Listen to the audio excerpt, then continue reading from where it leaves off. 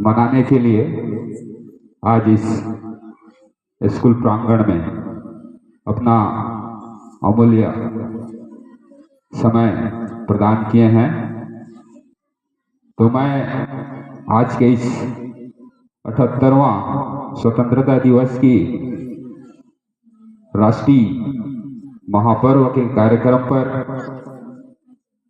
आज के इस कार्यक्रम में मंचासीन हमारे दादाश्री और आज के इस कार्यक्रम के मुख्य अतिथि मंगिया राम हिचामी जी, हमारे गांव के ग्राम पटेल श्री लच्छू राम कुमरा जी, समिति के अध्यक्ष श्री सुरेश मंडावी जी, हमारे गांव के वार्ड पंच श्रीमती सुशीला मंडावी, तिलुका मंडावी, प्राथमिक शाला के शाला विकास समिति के अध्यक्ष श्रीमती दयारो हिचामी जी, हमारे वार्ड पंच हमारे साथी श्री रूपराय कुमरा जी एवं स्कूल के समस्त गुरुजन, हमारे गांव के समस्त युवा साथी, गणमान्य नागरिक और नन्हे मुन्ने बच्चों को मेरे तरफ से आप सभी लोगों को स्वतंत्रता दिवस की कोटि कोटि बधाई, बहुत बहुत बधाई। आज जैसे कि आप सभी लोगों को पता है कि 15 अगस्त सन 1947 को हमारा देश आजाद हुआ था, लेकिन 15 अगस्त 1947 को हमारा देश आजाद हुआ, लेकिन हर वर्ष इस कार्यक्रम को मनाने के पीछे कारण क्या है? जब हमारा देश आजाद हुआ उस समय हमारे जितना भी महापुरुष थे, जिन लोग अपना उपस्थिति सीना तान के सामने में जो थे, उन्हीं लोगों को आज के दिन याद किया जाता है। जैसे कि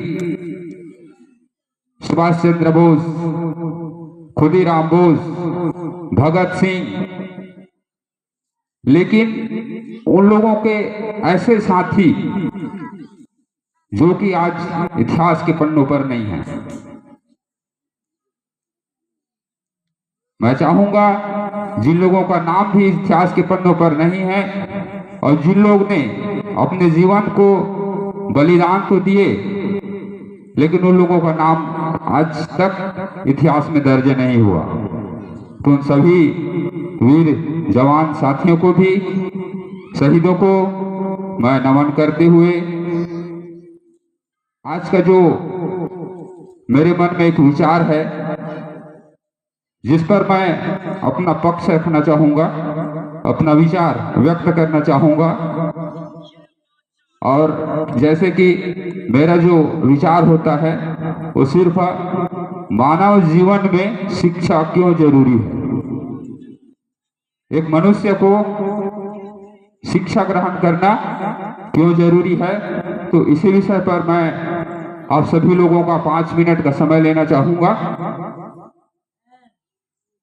जैसे कि हमारे जो बच्चे आज यहाँ पर पढ़ रहे हैं, प्राथमिक शाला में पढ़ते हैं, पूर्व माध्यमिक शाला में पढ़ते हैं, हाई स्कूल में पढ़ते हैं, आजकल पालकों को बहुत ही ज्यादा स्कूल में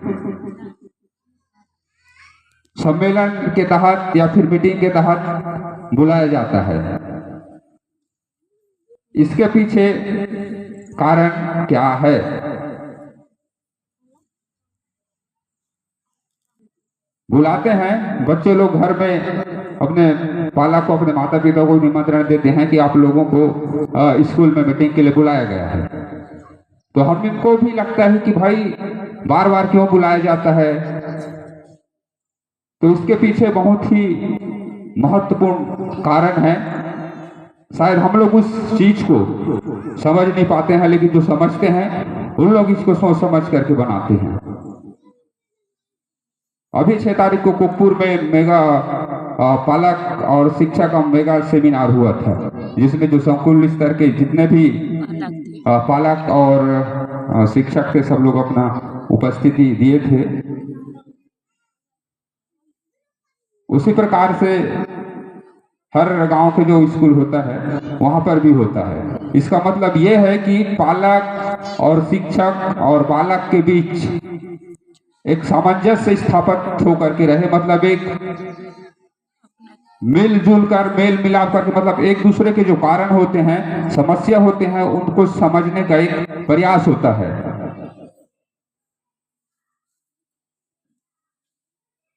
और स्कूल से शिक्षक लोग बार बार मीटिंग में होता है कि जैसे कि पालक को लोगों को बोला जाता है कि आप लोग अपने बच्चों को थोड़ा सा ध्यान दो, पढ़ने के लिए बोलो या उन लोगों के सामने बैठे रहो ताकि बच्चे पढ़ सकें। तो मैं इस विषय पर थोड़ा सा और अपना विचार रखूं कि जैसे कि पालक, जो एक पालक होता है और एक बच्चा होता है, उसके बीच एक भावनात्मक रूप से संबंध होता है, भावना में रहते हैं, क्योंकि उस बच्चे को ज्यादा डांट भी नहीं सकते हैं।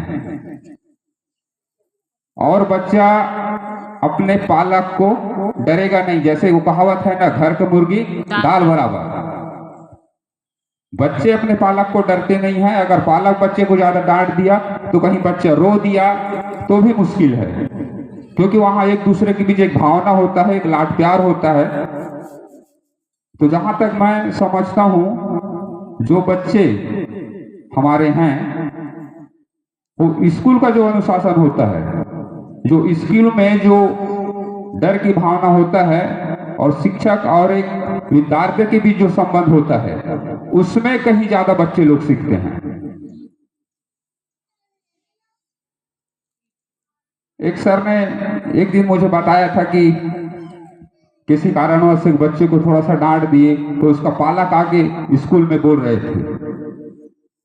और अब सभी लोगों को ये पता है कि शासन स्तर से जो नियम आया है कि बच्चे को ना तो गाली देना है, ना उसको छूना है, ना कुछ नहीं करना है। और बच्चे पढ़ने के नाम से एक नंबर का कमजोर होते हैं, पढ़ने के नाम से पुस्तक से दूर भागते हैं। तो जब तक बच्चे डरेगा नहीं तब तक वो पढ़ेगा नहीं। और हमारा उसका भी दोष भी नहीं है शिक्षकों का, क्योंकि जो नियम है ऊपर से बन के आया है, ना बच्चे को गाली देना है, ना मारना है, ना पीटना है। तो बच्चा डरेगा नहीं तो पढ़ेगा क्या। और एक नियम ऐसा भी है, बच्चे पढ़े चाहे मत पढ़े, जाने चाहे मत जाने, उसको पास ही करना है, फेल नहीं कर सकते। फेल करेंगे तो वहां से नोटिस आएगा शिक्षकों के पास कि बच्चे को फेल क्यों कर दिए। तो इसमें कहीं ना कहीं हम ही लोगों का घाटा होता है। अभी तो शायद 10वीं का भी बोर्ड को खत्म कर दिए, खत्म हो गया। 5वीं में बोर्ड नहीं है, 8वीं में बोर्ड नहीं है, 10वीं में नहीं है, पास होते जाएगा ना बच्चा, कोई मतलब नहीं है वो पढ़े चाहे मत पढ़े। 12वीं में जाएगा, बोर्ड एग्जाम देगा और उस निश्चित फेल होगा उसमें। 12वीं में जाके वो बच्चा फेल हो गया, मतलब स्कूल जाना उसका बंद, दूसरा साल स्कूल जा ही नहीं सकता वो। तो ये सब चीज है, शासन को भी ये सब चीज में सोचना चाहिए भाई।